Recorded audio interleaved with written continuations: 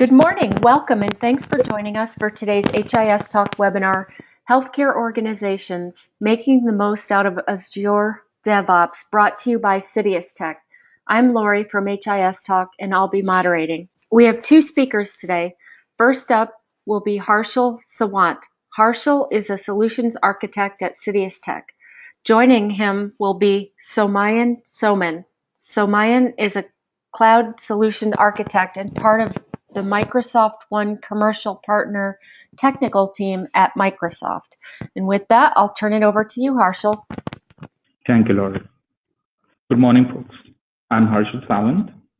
I have 13 years of product engineering experience, of which 9 years has been in healthcare product engineering for some of the largest names in healthcare, spanning across medical imaging, patient portals, personal health records, and digital transformation. I'm currently leading DevOps and mobile practice in CitiusTech, and I'm very excited to share my experience of DevOps transformation in today's webinar. I have with me Soumyan Soman from Microsoft, and I'll pass on to him for introduce. Soumyan, over to you. Sure. Thank you, Harshal. Thank you, everyone, for joining this session with us today. My name is Soumyan. I'm a cloud solution architect at Microsoft. And I've been working with Microsoft more than 11 years, primarily part of our Microsoft Services division. And throughout my experience, working with our direct partners and customers, helping them throughout their journey to the digital transformation using Azure platform. So at this point, I'm specialized in the application modernization and cloud native technologies. So throughout my engagement with my partners and customers, I'm helping them leveraging this kind of technologies to help them to modernize their solutions into the cloud using Azure. So that's all about me. Back to Harshal. Thanks, Soumyan. So in this webinar, we'll talk about key pointers for starting DevOps and phases of DevOps evolution. Then we'll talk about Azure DevOps and how the offerings of Azure DevOps can be mapped to each of these phases of DevOps evolution. Key learnings from this webinar will be understanding DevOps 2018 stats, trends, approaches for starting and DevOps evolution, understanding Azure DevOps offering and how they can support organizations' DevOps evolution. With this, we'll start with our first section, which is DevOps 2018 stats and trends.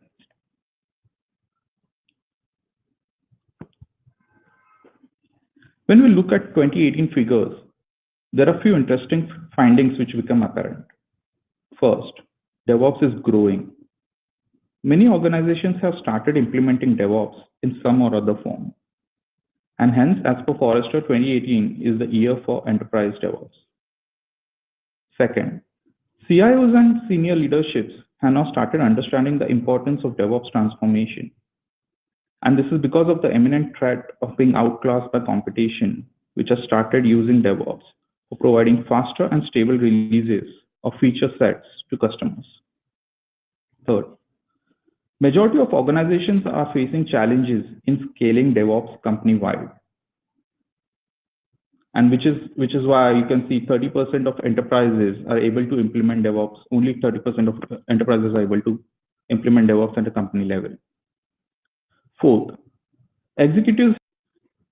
Okay, so 64% of CIOs feel that the security teams involved in technology design and development, as against 39% of team members feel about that. With this, we'll quickly go into the next section, which is starting DevOps. This section is intended for organizations who need help in defining DevOps roadmap, and for organizations which may have started the DevOps journey but want to validate their approach.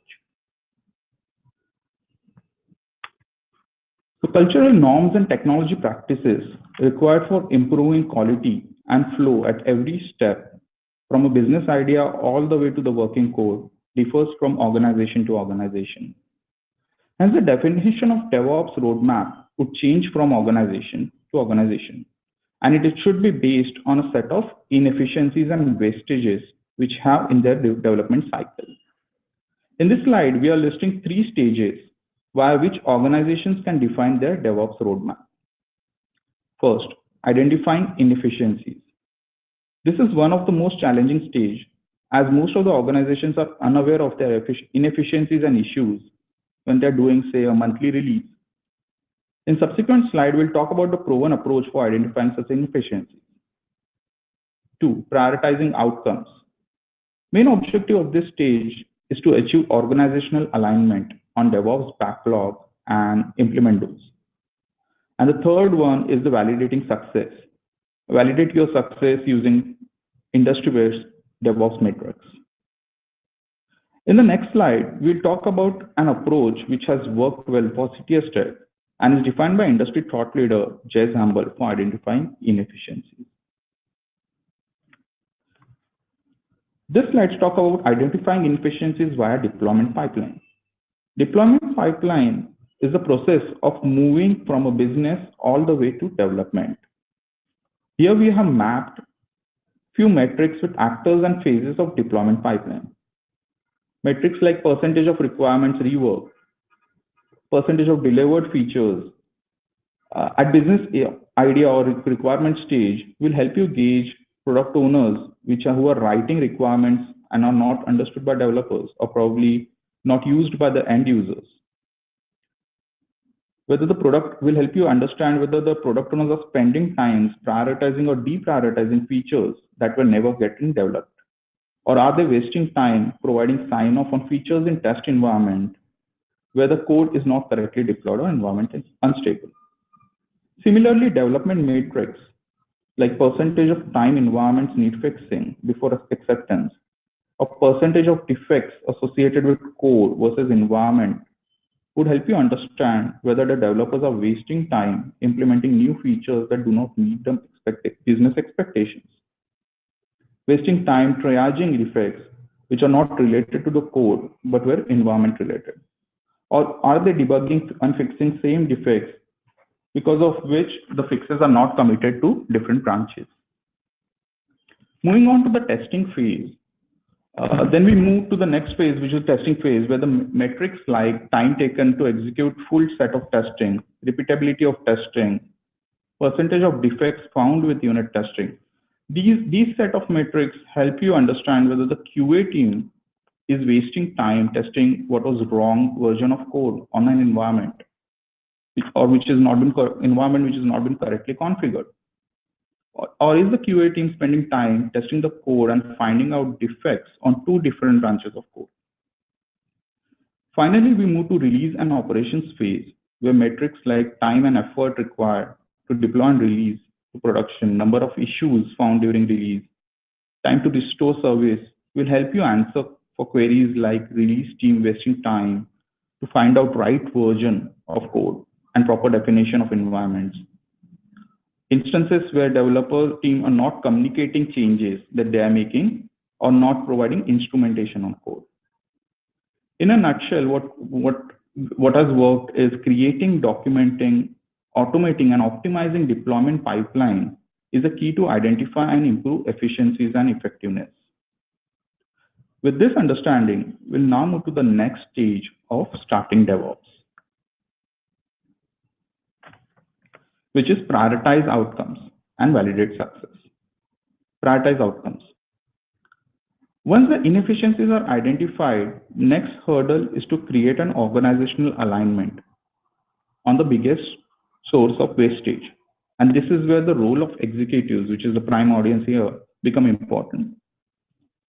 DevOps implementation should be executive-led approach rather than executive-driven approach. Defining objectives based on monthly iterations. Avoid taking any big bang approach.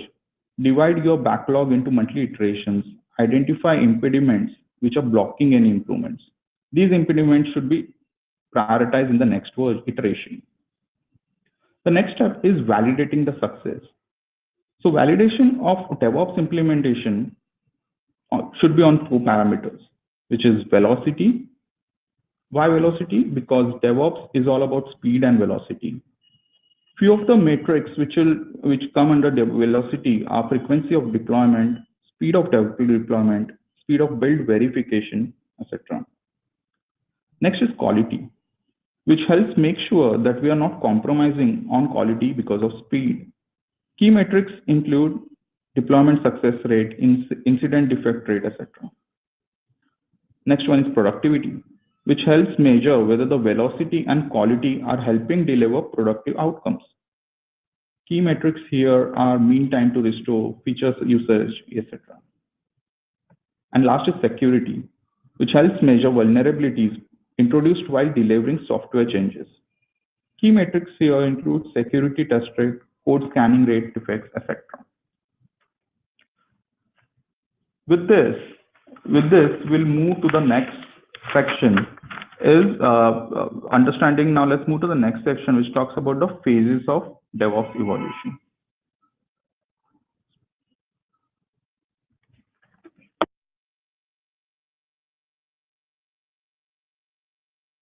At the start of the webinar, we found that majority of organizations have started their DevOps journey, but unable to scale it at a company level.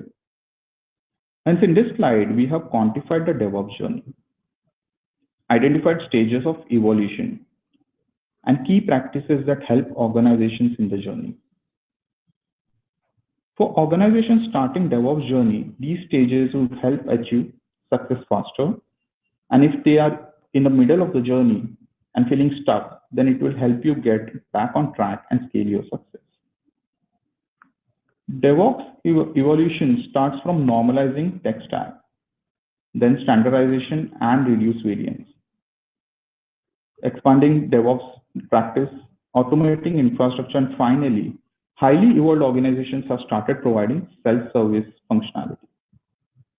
Typically, people associated with DevOps associate DevOps with automation and jump directly to the step number 4, which is listed here.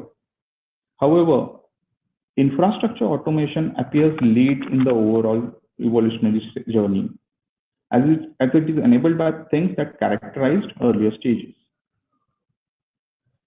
We'll be going into detail of each of these stages in the subsequent slides.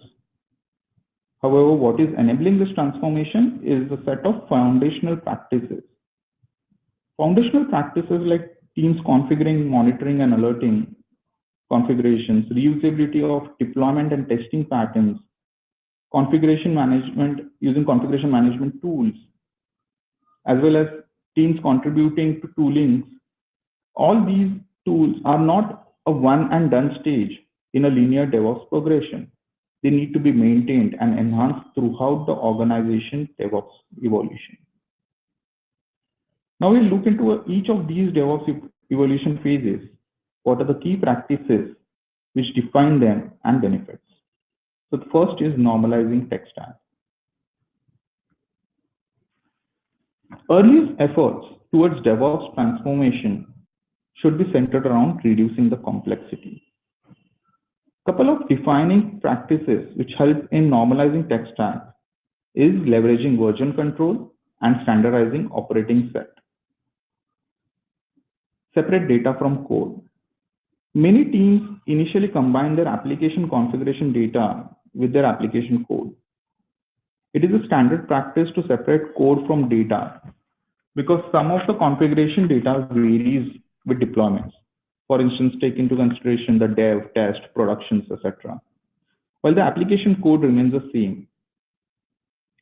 Sensitive data safeguarded from exposure. Here, teams can leverage services like Key Vault or Zookeeper to safeguard sensitive information. Source code available to other teams. Opening up version control is an early driver because it encourages collaboration via contribution from other teams. It is likely that there are pockets of success around organization, and reusing what other teams have already built accelerates development of capabilities, enabling success to scale. The next practice here is standardizing set of operating systems. Get rid of outliers or snowflakes that need to be maintained, tested, and managed as one-offs. In organization, it is not uncommon to have multiple applications running multiple operating systems. For example, one application running on Windows 2012, another running on Windows 2012 R2, and yet another on 2016. Eliminating even one of these variables significantly reduces complexity. Key benefits derived from this stage would be reducing complexity and license cost, ability to hire for specific skill set, shared knowledge across teams. Next, we'll move into the next stage, which is standardize and reduce variance phase.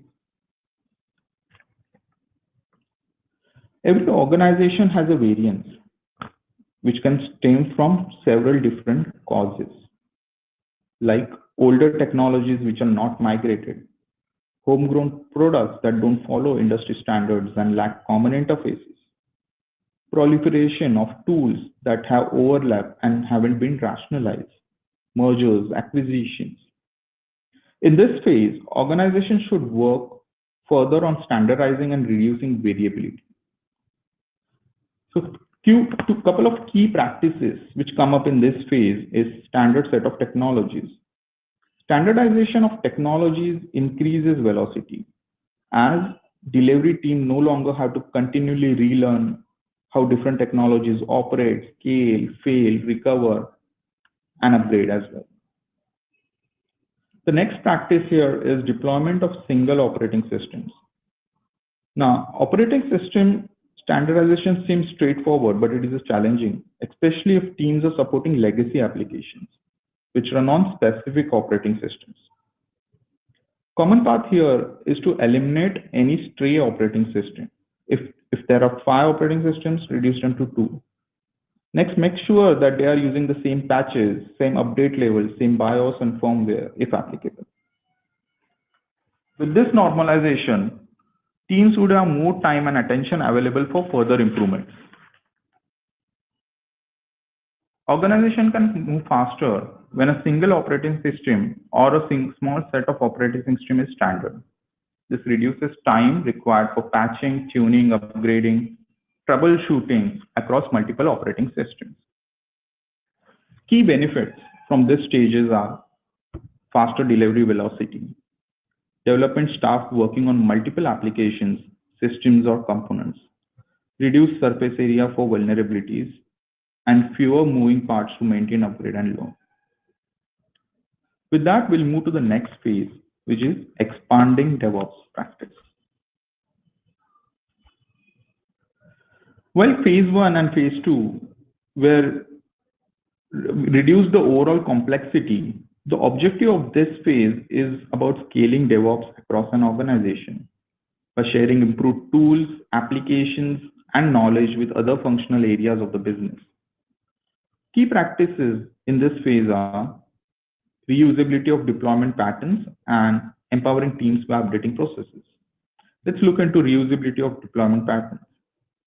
Here, organizations may plan to use the same tools for deployments.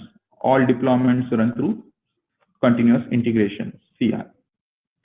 In organizations where deployment patterns are truly mastered, multiple applications use the same pipelines and jobs for deployment. Only the application name and possibly a few other parameters are fed to the job as configuration.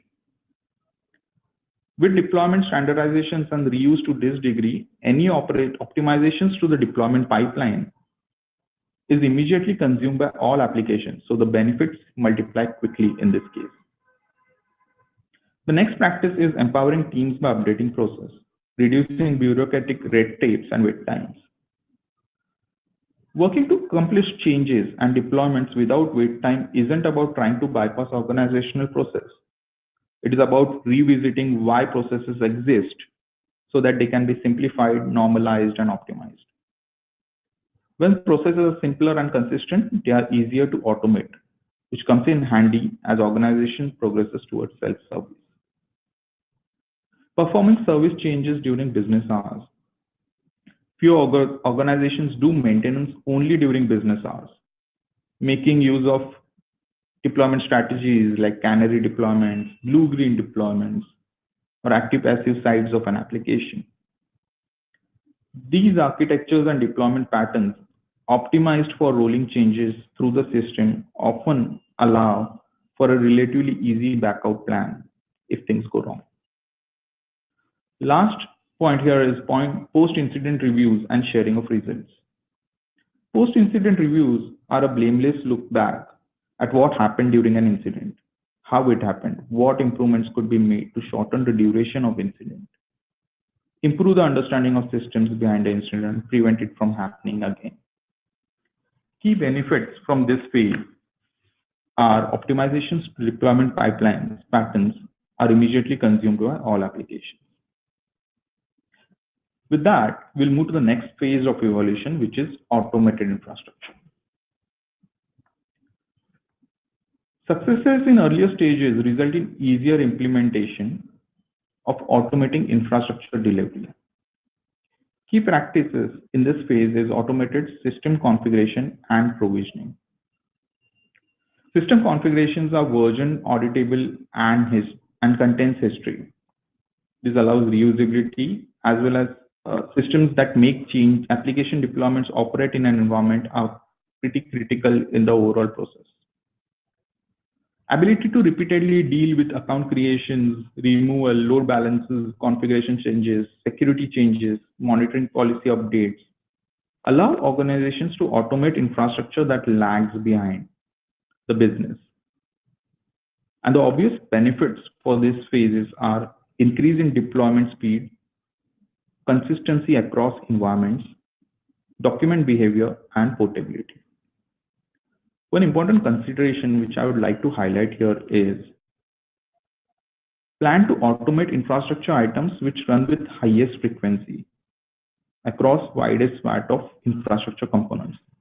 This would help you get the highest ROI for the infrastructure, the automated infrastructure work which we do. Turning now to the last phase of DevOps evolution. This is where the highly evolved organizations are currently are using it. Fully automated incident response is a daunting task. Hence, start small by automating response to specific type of incident that crosses functional boundaries. Automated incident response are beneficial as manual responses when dealing with intrusion, malware, etc. can be expensive. Focus on processes that identify issues as well as deploy when responding.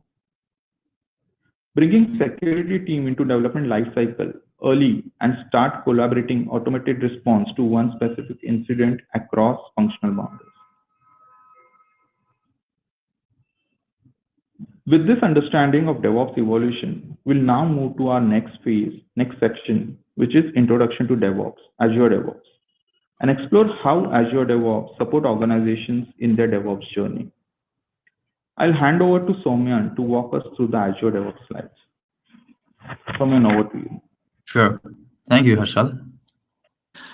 All right. So far we have seen an overview of DevOps and how does a DevOps evolution look like, and then now this particular section we are going to see from what kind of technology or tools that we can use to support your DevOps journey successful.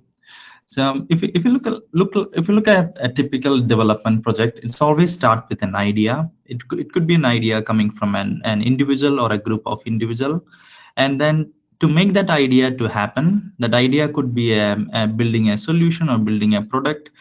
It's always started with a planning phase. So in the planning phase, they will come up with a team, and in that team, they will be assigning set of responsibilities. So that key stakeholders might be a developer, testers, project managers, etc. And then always a product development is typically done by a development and infrastructure team. So the team who is owning that particular task, they will be assigned to a specific task or work items we call to achieve a specific set of features to be implemented on a specific life cycle. So that is a planning and tracking. So that is a first phase of any type of a product or a solution development. That is the stage we start. And then we will take one example of, like, let's say I want to build a specific feature for a solution, and then we already planned about that, and we already defined all the key stakeholders who need to work on that. And then it is going to the development team. So development team are the ones will be choosing a specific programming language or technology, and they will be developing or implementing the specific feature, and they will be running the unit test cases to making sure that the specific feature is working as expected as per the use case that we have defined in the planning phase. And then once everything looks good, then it will be deployed into a specific environment that can be tested, and then if everything goes well, it can move into a production environment. And once it goes to the production environment, the journey of that solution or a product is not ending there. So we need to constantly monitor the solution for performance issues or any end user feedback, so that you can constantly make the changes immediately, and you can make this particular process continue. So again, so based on all the feedback or any issues that we have found, again, it is going back to the planning and tracking phase. And then the development team is taking that specific feedback, and they will be implementing that feature, and then it is going to the release cycle and again deployed into the production. So this particular life cycle is commonly called as a DevOps life cycle of a specific product or a solution. So DevOps itself, it's a union of product, people, and process to enable the continuous delivery of the value to our end users. So I want to emphasize that particular part of the continuous delivery of the end value. So here, I'm not talking about a software or a product. So an end value means it could be a simple improvement about your process can improve the value of how we are delivering this particular service or a product to your end users. And this end users, again, it is something very opinionated. It may not be your developers or QA team or anyone who is building that solution. It could be your customer, or it could be your employees within the company. So DevOps, it's not like Harshal explained earlier. It's not really a product that you can install. It's all about a union of all these different stakeholders, people, process, and products to enable the continuous value. So, and if you are looking at more of like a technology or a solution or a product centric, then this would be the typical life cycle look like from a DevOps perspective. So if we look at the different set of tools available today for all of these particular stages that we have seen in the previous slide, these are the different types of tools companies are using today. For example, for planning and tracking, you can use Jira or Rally. And for development, there are so many different types of IDE or integrated development environment and tools available. And for release management, there are many other tools available like Chef, Puppet, and etc. And for monitoring, it has its own tools. So you can see that the Azure DevOps is not something like a completely new platform that you need to use for accomplishing your DevOps lifecycle. You can see that it's a kind of a center of access. You can use our tool is called Azure DevOps. It's a fully managed service. We'll go through that in the next coming slides. But this is a central tool that you can use for accomplishing your DevOps lifecycle with the help of different tools available and integration service available on top of that. You can stay with whatever tools that you are using today. For example, all of these different phases that you can see that we have seen that customers already using this kind of tools. So, but if you want to go with that more of like the velocity, constant fast iteration model, then if you want to use certain tools, then we are providing this tool for making that life cycle easy. And also it will make this particular union concept of union of people, product, and process in a single place. So you all can collaborate each other, the project managers, developers, testers, and even the infrastructure team. You all will be working towards a common goal, which is building this solution and delivering the value to your end users. So Azure DevOps is a fully managed service available from Azure, and it has capability to integrate with all of this different life cycle of your project. And also it is an open platform, so you can integrate with whatever tools that you can see in this list, or you can also bring your own tools as well. So here are the key pillars of Azure DevOps service, starting with Azure Boards. So Azure Board is a fully integrated platform for gathering the requirements, managing the work items, managing the task, and review the life cycle of your project, making sure that it is going perfectly and it can meet the particular timeline what you have in your planning phase. So Azure boards you can also use for like sprint meetings and stuff. We'll go through that individually in later slides. And it's an end-to-end solution for organizations looking for an enterprise-grade tool chain. And this particular service you can use regardless of your journey on your DevOps lifecycle. So Harshal mentioned about the evolution to that scale model in an enterprise. You can use Azure DevOps, even the team member is like less than 10 people versus their team is more than 100. So regardless of the size of your organization, you can start using the Azure DevOps service tool to leverage that particular functionality that we all are talking about here. And Azure Repos is nothing but a source code repository. It supports both the Git and the Team Foundation version control protocol. And one of the key differentiation between other services are you will be getting unlimited number of private repos. So you don't need to share your source code, and it will be available only for the private team, and it is authenticated and authorized by Azure Active Directory. And pipelines are another key component of Azure DevOps service that is primarily built for creating your continuous integration pipeline and your continuous deployment pipeline. We'll go through that again in the next slides. And Azure Test Plan is for managing all of your test cases, load testing, and even generating the reports regarding the test that created based out of your test plans that you have. And Azure Artifacts, as the name stands, it's an artifacts location for NuGet, NPM, Maven packages, and you can use that one for your CI/CD pipeline in Azure Pipeline.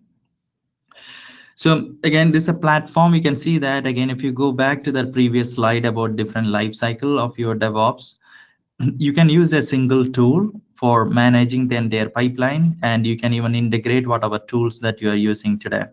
And it is scalable to any team or any project size.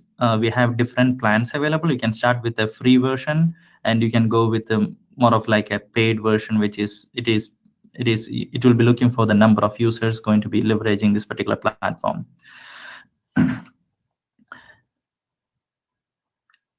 So this platform, even though it's calling as Azure DevOps, this platform can be utilized for any type of language or any platform. So let's say you are building an application using Python, then you can use that. We have the built-in tools available for building a Python-based application.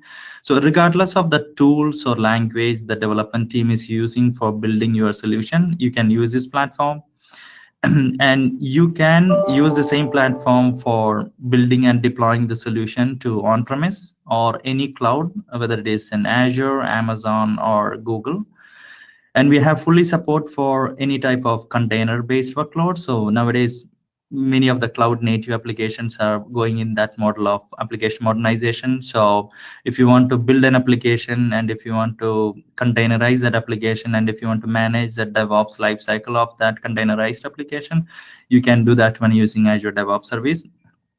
And we have the built-in hosted agents available in Azure to support whether it is a Windows-based application or a Linux-based application, or even a MacBook-based application as well. So regardless of the platform of your application that you're building, you can use the tools available in Azure to make your CI/CD pipeline. So these are the different pillars. So the next few slides, we will go through some of the core pillars of the Azure DevOps a little more in detail. So you can see that, again, we don't have a demo to show you the details, but you can look at the screenshot on the right side. So Azure Board, if you log into the portal, this is a place that you will be managing your project. You will be creating the features that you need to be implemented on your solution or a product, and then you will be assigning the task and backlog to the individuals. You will be tracking their progress, and you will be conducting the Scrum meetings. So we have the built-in Kanban board available. So you can use this one for Spring Ready meetings. You can just even move the task. So for example, if I'm a developer working on a project and the Sprint Master, he's going through a meeting and looking at all the tasks that I'm working on. And based out of the stage of the task, he can move around the task using the Kanban board. And the project insights is what you'll be getting a complete details about where the project stands today and how many iterations need to be done. And so all the management perspective of your project and the task you can manage using Azure boards. So one of the beauties about Azure DevOps is that it is enabling this DevOps lifecycle, which means we are bridging all of this stuff what you can see here in any of your pipeline till it reaches to the production environment and monitoring. Means, for example, if I developed an application and I deployed that application using a service, for example, Application Insights is one of the monitoring service available in Azure. And let's say in production there is an issue happen, it can create an work item as a bug, and it can create that one inside the board, and we can assign that one to someone. So you can see that it is connected deeply between all of this different life cycle that we have seen before in a DevOps. The pipeline. So pipeline is another one of the key feature that we should use for that continuous delivery of value concept. So let's say if I'm working on a particular application, there are 5 to 10 different developers working on the application, and whenever each developer commit or save the changes, we should need to make sure that that particular code is ready to deploy into a upper environment. So that is called the continuous integration. So whenever developers work on a particular code, and as soon as they check in the code, it should be ready to deploy. So we have the hosted build agents available for that, regardless of any application. Again, you can see that we have cloud hosted pipelines available for Linux, Windows, and Mac OS. You can also bring your own agent. So for example, let's say I have an application that I want to build that one in my company, in my infrastructure, but I want to manage that particular pipeline using Azure DevOps service. You can do that. We have the details available to download our agents and to manage this one using Azure DevOps pipeline.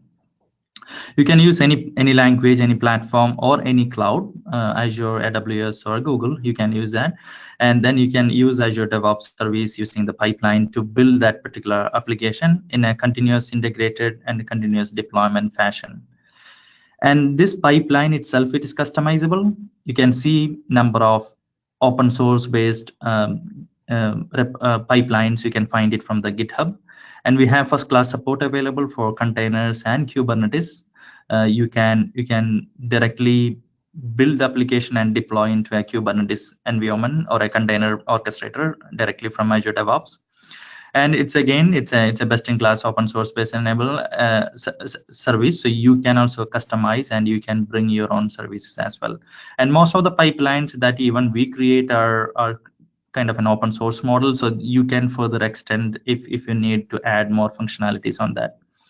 So pipelines are directly connected to, if you want to implement the continuous integration and continuously deploy that one into multiple environments. It could be a test environment or a pre-production or even a production environment.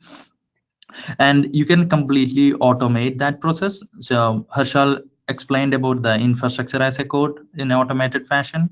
So you have to think about, if you want to automate everything, even the application that you are going to deploy into an infrastructure, you have to think about automating that infrastructure deployment as well.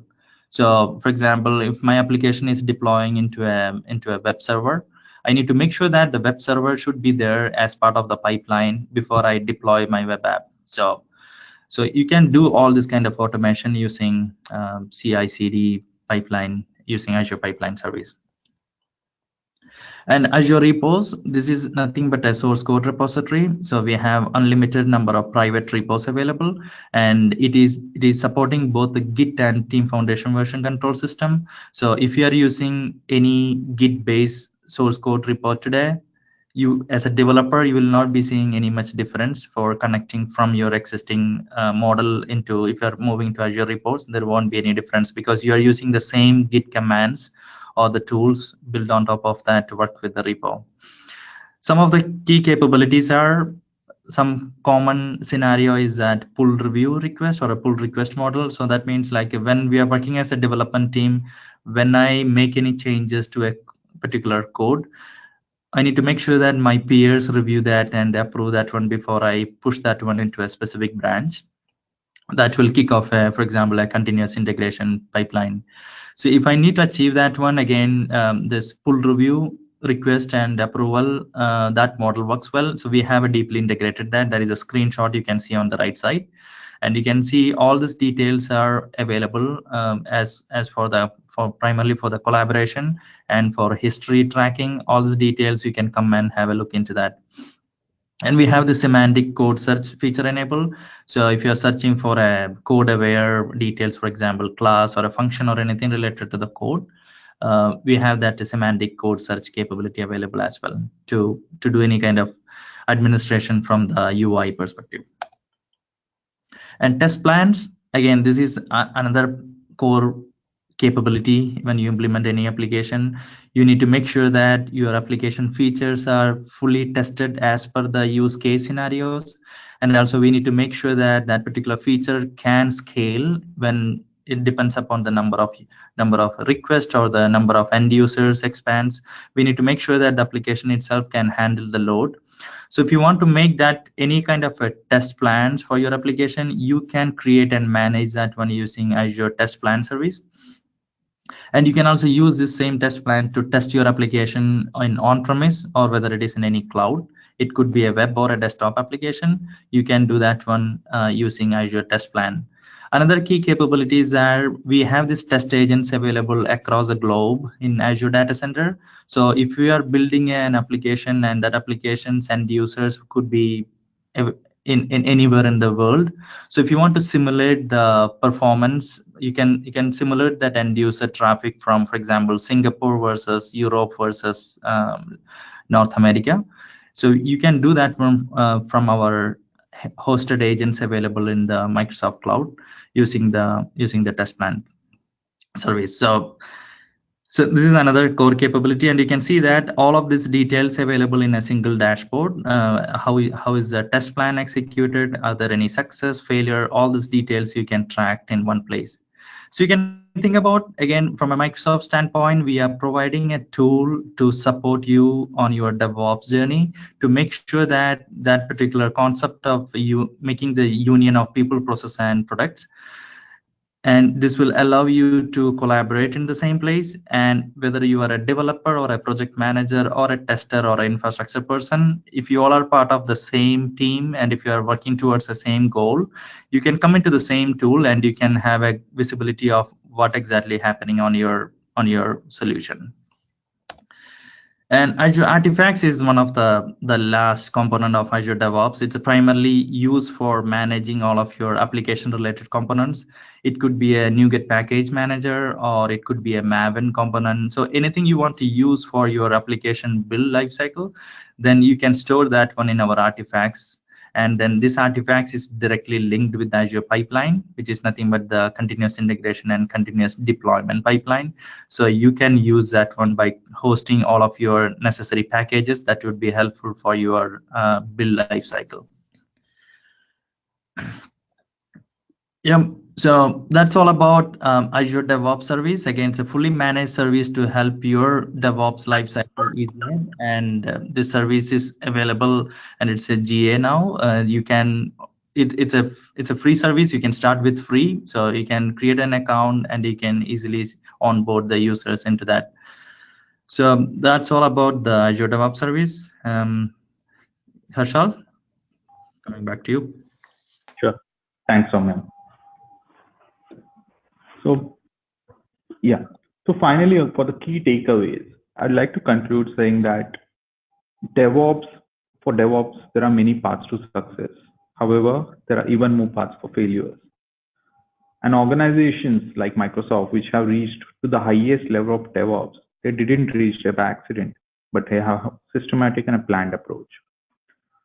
And healthcare DevOps success, or the DevOps success for any organization, as Soumya mentioned, it's a union of people, process, and product or technology.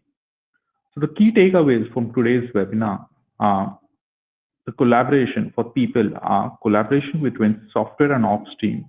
That's very important. Team members which are working on multiple projects and applications would result in skill adoptions, which in turn helps in employee retention. Next, we'll go to the process, which is reduce bureaucratic process and red tapes.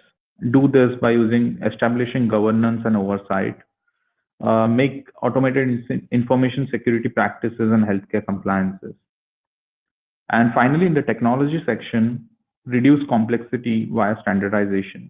Make sure that the process of standardization is not hindering innovation. Hence, have steps methodology for adding new technology or updating a technology. With this, I'd like to conclude the webinar. Yeah, thanks.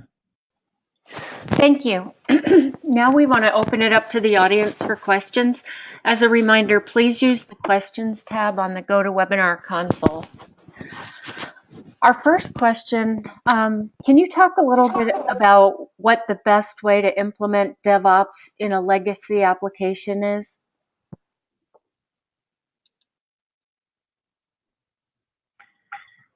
Yeah, so for the purpose of this, for the response of this, I'll restrict it to the DevOps, because when it comes to a legacy application, there are multiple ways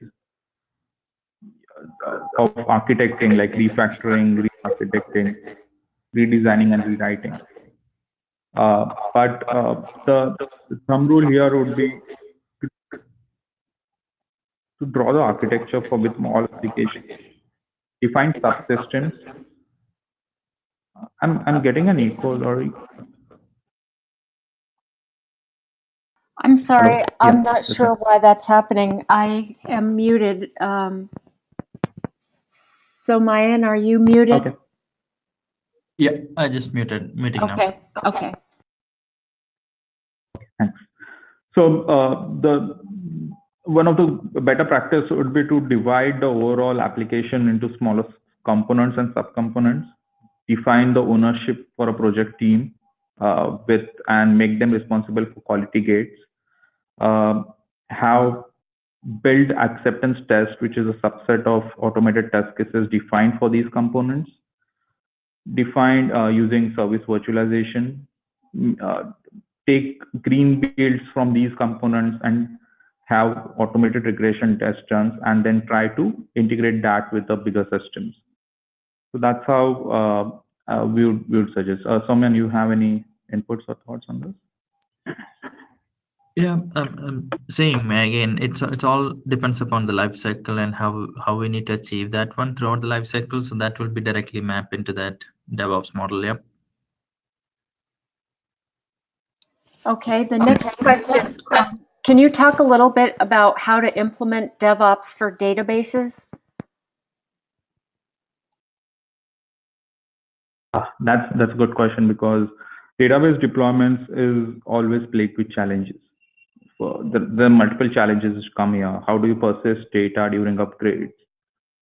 How do you load static data and test data? And finally, database is not just schema plus data. It is a lot of things like the jobs, user roles, etc. So there are multiple tools for automating. In the market, there are multiple tools for automating DB deployments. There is Liquibase, Dactyl, Threadgate, which is specifically for Microsoft Stack, DB Maestro. But if there are mechanisms wherein you can use, if you are typically from a Microsoft Stack, you can use Entity Framework, and you can have command line commands to do migrations and SDD tools as well on that. So there are ways, but make sure that there is a command line process wherein the database upgrades are updated before any other applications and all. So there will be challenges, but I'm sure there are multiple applications and processes which will help you get over it. All right, that was our last question. So that concludes our webinar. Thank you everyone for joining us today, and thank you Harshal and Somayan for an informative presentation. Watch your email for a link to the recording of today's webinar, as well as a PDF version of the PowerPoint presentation. We look forward to seeing you at our next HIS Talk webinar, and I hope everyone enjoys the rest of their day. Thank you, everyone. Thank you very much.